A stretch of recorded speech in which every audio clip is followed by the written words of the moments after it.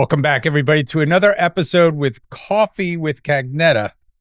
And so I'm looking at my producer here, and we are very excited today because we have Michael Udine, who is all over our community. He's a leader in our community. He's an attorney, but he's got his finger in just about everything. And I love talking to people like Michael because we just love talking to leaders and talking about, and Michael's a problem solver. That's what I really admire about Michael. We could talk about some of his things that he's been able to turn around in the last few years, but he's been very successful, not only as in his law practice, but as mayor of Parkland and a county commissioner and a hospital district commissioner. Michael, welcome to the show. Well, I wasn't a hospital district commissioner. Oh, I thought you were on the hospital. No, I was not on the hospital district, but I was involved in a lot of the advisory boards at the hospital. That's why. It's great to be here. I'm always happy to speak to business leaders and community leaders like yourself. I appreciate everything you do. I'm a big fan. I read your book, so that's got to be pretty big too. And it's just I'm happy to be here to tell the story of Broward County, South Florida, and good things that are happening in this area. Again, I'm Michael Udine. I'm on the Broward County Commission. I've been a county commissioner since 2016.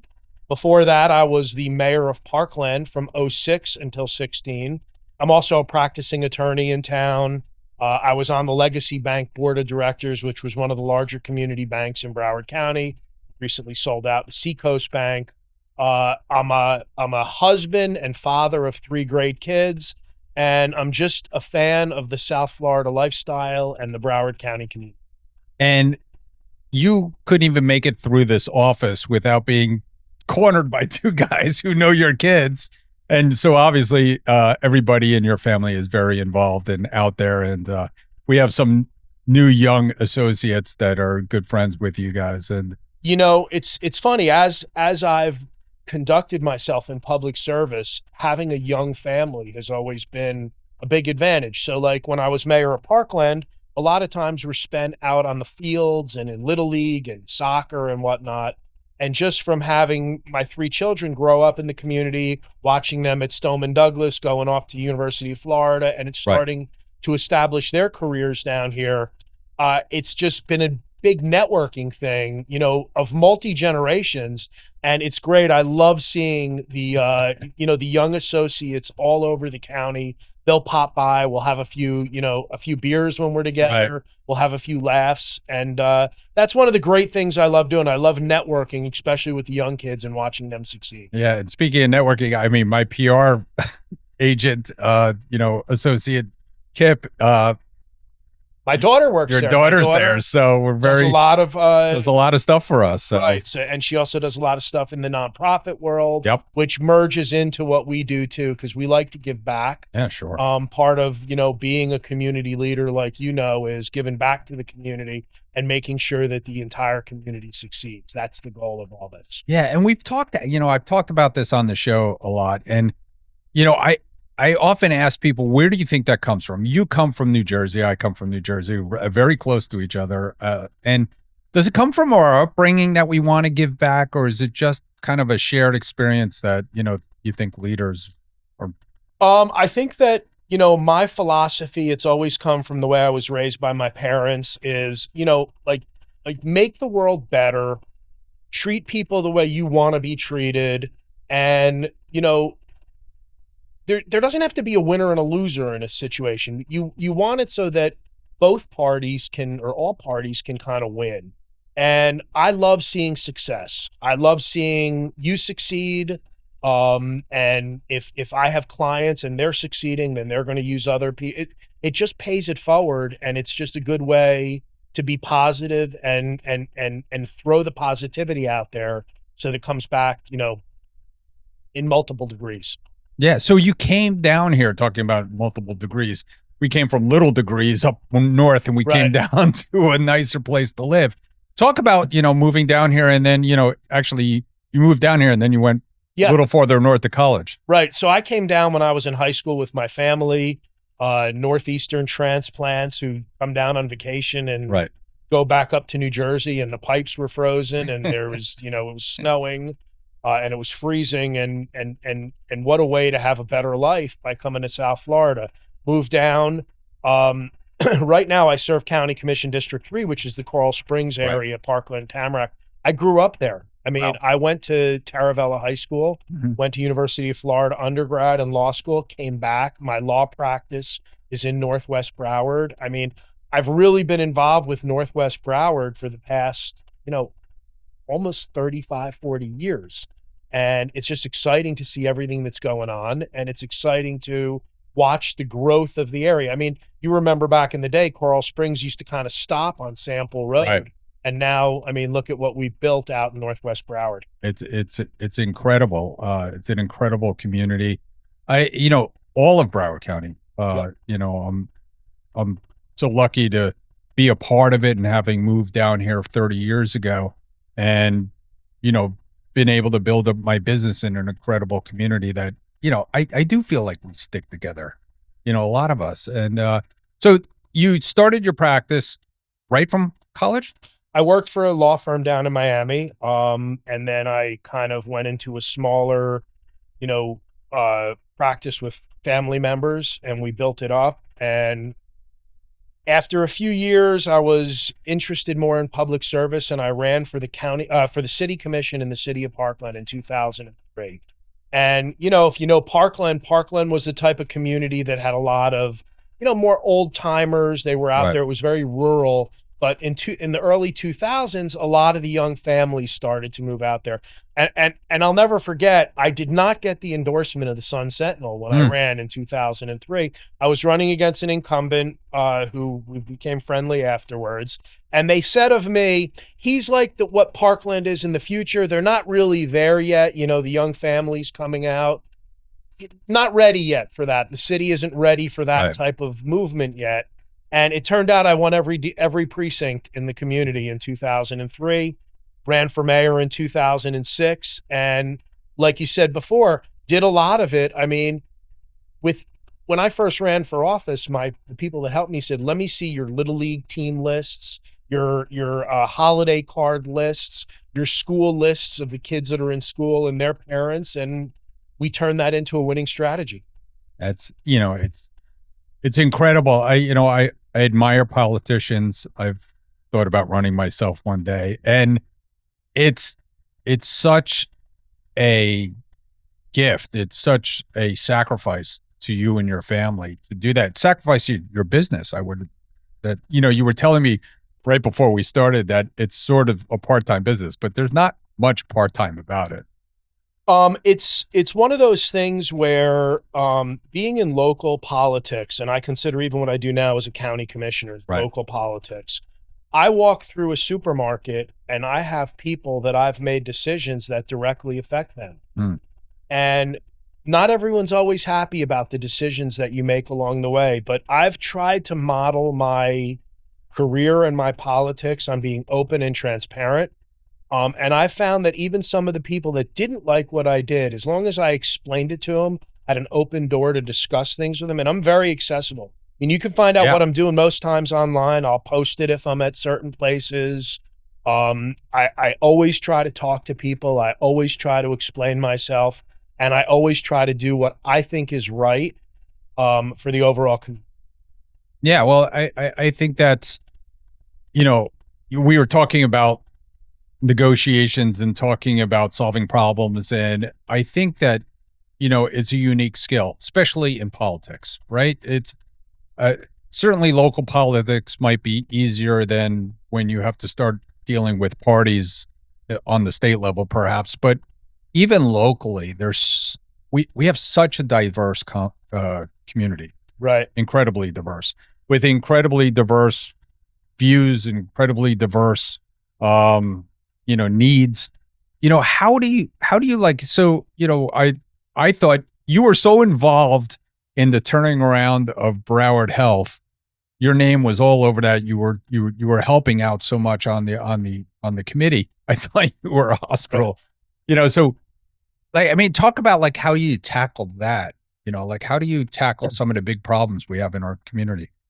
I would say that I would phrase your question a little bit different in that I think that it's the other way around. I think that it's the local people, local elected officials that really sometimes have a tougher time than on the, national and statewide level. There is something to be said about being seen in Publix after you take a vote or dealing with somebody as opposed to being in Washington, D.C. or someone else. I would say most of the things that affect Andrew Cagnetta's daily life are decided on more of a local level. Sure. What type of police protection you're going to get, what type of fire protection, how your roads look, your traffic, your garbage, whatever it may be. And I think that people want to be heard and people want to be taken seriously and people want their problems to be analyzed and looked at an appropriate level. Now, you can't solve every problem for everybody. You can't make everybody happy. But as long as people feel like you're doing it for the right reasons, they will cut you a little bit of slack. And I think it's been able to contribute to the success I've had and the success Northwest Broward has had along the way. I mean, we've done some amazing things in Parkland and Coral Springs. We've expanded the county boundaries. We took land in from that wedge area that came in from Palm Beach County. After some of the tragedies that we've done, sure. we've improved public safety. I mean, the list goes on, and it doesn't happen by accident. It happens by working together and working with the community to make it better. Yeah, and you've been through some major challenges and, tragedies and, as a public servant, how do you approach those kind of things? How do you get a community through those kind of things? I think that first you take the politics out of it.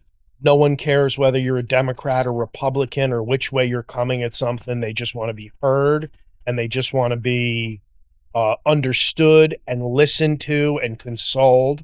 So I think you have to do that in a way that respects their feelings without politicizing.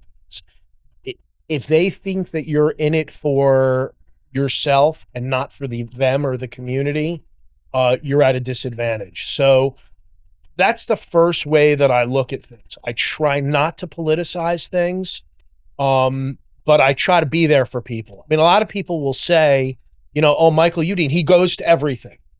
And even things that you wouldn't think are that important for a politician to be at, they're important for the people that are doing it. If you're having a charitable event and you want some of the local leadership there, it may not be a big thing for me, but it's a big thing for you or for the person that's doing the charity to have that kind of support. I always try to remember that. What I do is given to me by the community. It's not my seat, it's your seat that I happen to be filling, so I try to treat it that way.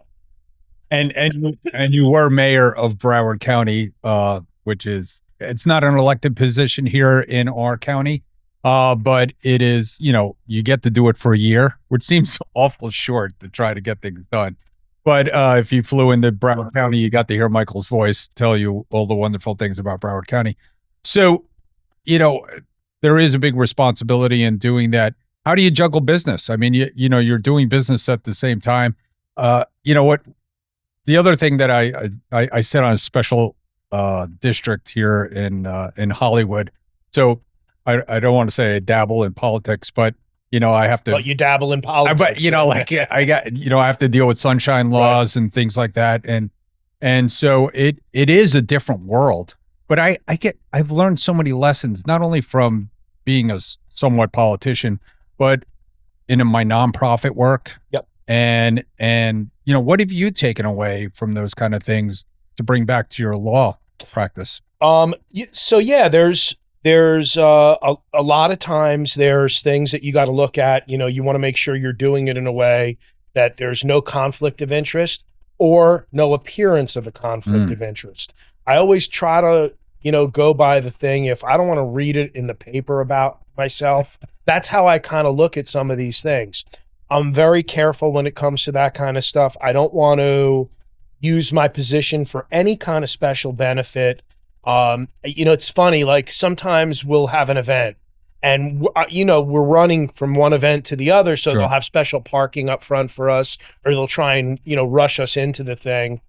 And, I always feel a little bit uncomfortable if I see somebody where, I don't want any special treatment.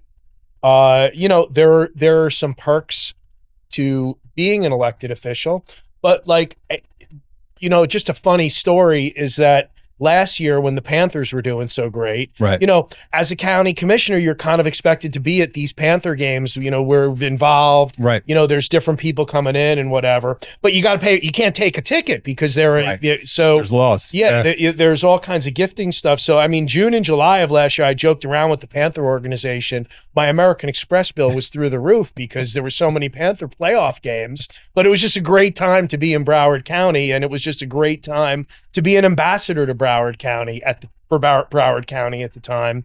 And it was a lot of fun. But to your original point, I try to conduct myself with utmost character and utmost honor and go from there. That being said, people, press, bloggers, you could get some shots taken at you, but you just be true to yourself and go from there. Listen, I always tell people that the cave people come out, the citizens against virtually everything. Mm-hmm. It's, being on this little district that we've had people come to our district meetings and start complaining about things. And we're like, where do you live? Right. They don't even live in the district. And they also could have one specific issue. Right. And that specific issue is the most important thing to them. Right. But they don't realize how it fits in the overall picture of what everyone's trying to do. Sure. And, that specific issue could be, a 60-day time frame for them, and then you never see them again. Right. Whereas you're in the process, the whole way through. You're in a special district, or you serve on, the county commission serves on the airport board. We run the airport. I wasn't there at the time, but expanding the airport from one runway to 2 runways was a huge thing for FLL. It was great for business in the area. It was great for tourism. It was great for the economy. Who wasn't it great for? It wasn't great for the people that live right around the airport. Gardens. Right. So those people were justifiably angry, but in the overall scheme, it was something that needed to be done. And I was advocating for it. I went to some of those meetings. And they the vitriol was crazy. It was crazy. And they bent over backwards for those people with home improvements and with credits, and they gave them ability to move. And it's still a nice little neighborhood. And I don't know how much, listen, I live close enough to the airport where I can hear the airplanes taking off. Right. And it's, it's part of living in a community. There's going to be noises. I live close to the Hard Rock. There's a lot of traffic sometimes, So, but, and that's part of being a bigger community. And listen, we're a growing community. We have hundreds of thousands of people moving to Florida every single year. You asked me about business when you were coming in. Business has been booming. It's like people are moving to the community. They want to grow, and we want to foster that growth in the right way, right? Right. And we want to do that. Look, Florida, South Florida, especially after COVID, but even before COVID, we're a desirable place to live. Before COVID, in your business, you'd get calls all the time from people in the Northeast. Hey, if I could just make X, find me a business where I can make X, and I'm moving down, because the quality of life was better. The cost of living was much lower. And then when COVID came, it just exploded everywhere. Right. So a lot of the way that Florida works, I'm putting works in quotation marks, is on growth. We don't have a state income tax. Nope. So our big thing is bringing new business down here and growing the piece of, that piece of the pie. With that comes growing pains. Our transportation, we're at a tough spot, and we're trying to improve that. We approved in Broward County the penny sales tax a couple of years ago, and that's going to transportation improvements. We're trying to do more. All of South Florida, you were joking around me when I walked in and saw some of the young associates there.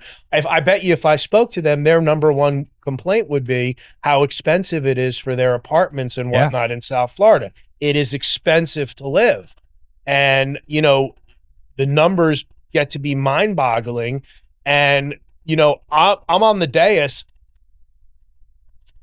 the affordable housing, workforce housing, homelessness, which is a different issue, but that whole housing thing, I mean, you know, when young people can't upgrade their house because mortgage rates are too high, the prices are too high, those houses stay full. Younger people, the whole flow of the system kind of clogs up, and these prices go through the roof. I mean, you can see what's happening in the cities in South Florida.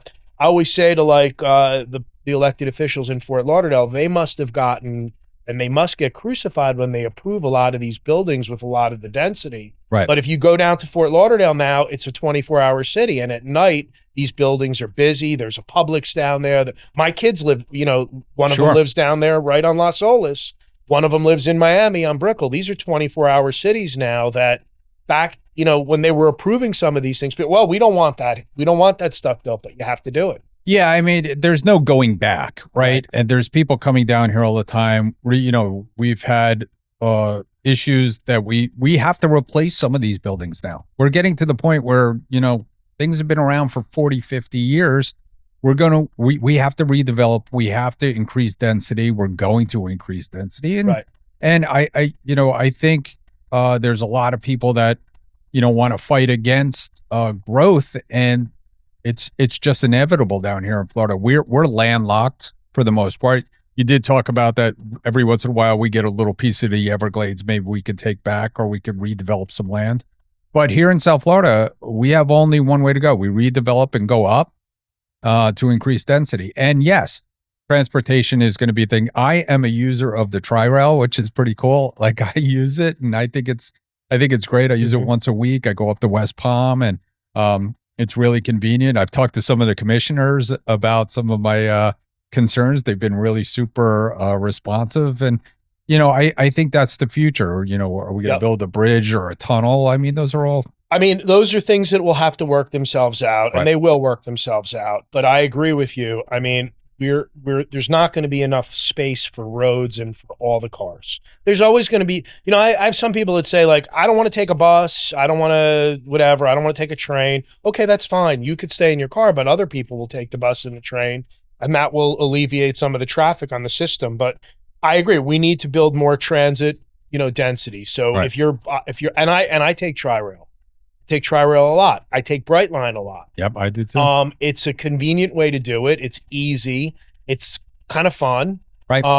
And you could work. I could work along the way. You work while you do it. So. And you know, there's a lot of benefits to having that. And just think of how much easier it would be if you could use it more. If there was more commuter rail in spots that you needed it. I mean, like, we're out a little bit farther west now. You can't get here as easy, but if there was something here where there was a shuttle right from like the station there, wouldn't be a big deal. I mean, listen, I sat in traffic, got an hour home. I live in Hollywood now from here. And I was thinking, you know, I should really figure out if I could take Tri-Rail up here. Figure out a way to do it. Yeah. So I represent in the county the part of Northwest Broward. So when we talk about commuter rail, most of my constituents would say, well, it's not going to affect us, not coming out there. But there's no real way to do it unless you have some beginning of it. So first, what we're doing at the airport, the automatic people, that's going to be amazing. And that's happening. It's in the plans.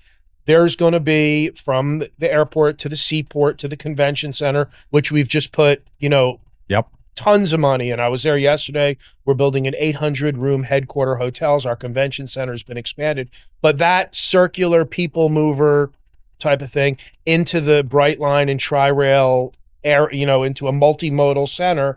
And now you have the spine of commuter rail. And think about it. So what can you see out of that if you look into the future? It doesn't take a lot to see. Maybe something from Sawgrass Mills Mall or down the middle of 595, you know, wherever it may be, but something east-west, and then you could start building a system. Now, it's going to take a while. It's going to take a lot of money. It's expensive to do this late. Right. If you don't do these things right in the beginning, look at, you know, the Southwest 10th corridor with the Sawgrass Express lanes. These things get way more expensive if you have to do them later. Are they going to finish that? They're working on it. I mean, they say they are. FDOT says they are, but they have so many community meetings. It's been years and years and years. I mean, decades. I mean, literally. So we'll end this the way we kind of started your visit here at Transworld. You ran into two young people on your way in, and you had a great conversation with both of them. And we came up, we built our businesses. What would your advice be to them? Like I always tell young people, it's like, do things earlier than you think you should. Like start that business, even if you think, I'll do it later, like start now. It's funny that you say that, because I have, I have children that are that, in their 20s, and I tell them, the timing seems different for older guys like us and younger people. Start earlier, whether it's investing, whether it's let compounding work for you with your money. Don't pay as much attention what you're seeing on social media with half of these people, because a lot of it is, instead of Facebook, it's fake book. Right. And, work hard, excel, do something that you love doing, and it will fall into place. These younger ones, they have a lot more advantages than we have. Right. It's very easy to network. Everyone, you can check, anybody you want, you can check out on LinkedIn and kind of get to know them a little bit and see who these people are. We never really had that. No. You can kind of see what's going on, but it has its disadvantages also, because you look on, you think that everyone's making millions of dollars because you see them on Instagram living a life that you don't think is affordable. Work hard, get yourself expertise in something, and push forward. Spend less than you make, eat healthy, work out once in a while, and the rest will fall into place. Yeah, I love all those things. It's great advice. So we usually wind up, listen, you're a guy about town. And so I always love to ask, like, what are your favorite spots and to eat, and what are your favorite things to do here in our community? So I'm a big golfer. I live in Parkland Golf, so I play a lot of golf. My wife and I play a lot. I play a lot with the guys. Nice course. Love golf. Restaurants. We have some great restaurants in Broward County, and we're getting, so many great things are coming to Broward County, from Hollywood all the way up. There's restaurants. Las Olas is on fire. It is. I love Runyon's up in Coral Springs. That is a great place. There's so many great places going on. We have so many things to do in Broward County. I don't want to make this my airport speech again, but you got the Panthers, which were amazing. Amazing. Most people don't even realize what we have in the Everglades. I live in Parkland, and during COVID, when everyone was riding their bikes and walking and whatnot, instead of going east on my bike, I went west a few times into the Everglades, into the levee, and just see, the beauty of the Everglades. You have the airboat tours. Hey, that is one of my go-to things. I tell people, go out Sheridan Street, go all the way out, or Griffin Road, or whatever it is, and take the airboat ride. Right. So you got from the sawgrass to the seagrass. We have it really all in Broward County. We're centrally located. I look at it as a region, because I have a son that lives on Brickell, so I'll go down to see him. Miami's cool. Palm Beach is cool. And Broward is right in the middle of all of it. Yeah. And now you can hop on the Bright Line and go enjoy it. Go anywhere you want to go. Go enjoy it. And, the other thing I love telling people, tourists, to do is hop on the water taxi for the afternoon. Love the water taxi. It's such an awesome, it's so different, than anywhere else that you could do it. So go see all the boat houses and see everything that's going on the intercoastal. We really are lucky to live in a place where people want to be. So when you were growing up in New Jersey, and even like holiday vacation, where does everyone want to come? They want to come to Florida, and we live here. And sometimes we take for granted what we have here by living here. Yeah. And I'd like to leave it with this. You're involved with a lot of things out there, and, I watch you, and I think you're a great leader. I love encouraging people to get involved, especially young people. It's like, this is your community. Yep. Just get involved. Just do anything, because there's so many worthy causes out there that need our help. There's a lot of people less fortunate that need our help. Volunteer in something that you like. Use it as a networking thing for your own personal business. Help the community. put your 2 cents in. I mean, politicians and people that are making the decisions here, they want to hear from. I've very rarely met a mentor type person like yourself or another leader who shuts down someone that's asking them for advice or information. I have people all the time, and that's part of the best thing that I get to do, bloviate a little bit to a younger person and kind of give them some ideas and give them some pointers in life. And it's worked out. I mean, I mentor for, students. I enjoy doing it, and I enjoy being able to help people. And it kind of comes around. I mean, I've referred business to some of these mentors, and it's worked all the way around. And it makes the community a better place. It does. Thank you, Michael, for everything you do for the community. Thank you for coming in. I really appreciate it. Love it. Thank you, Commissioner. Thank you. Enjoyed it. So thank you for joining us for another Coffee with Cagnetta. I want to thank Michael Udine for coming in today. It was a great session, and look forward to the next episode. And I love my Cagnetta coffee mug. There you go.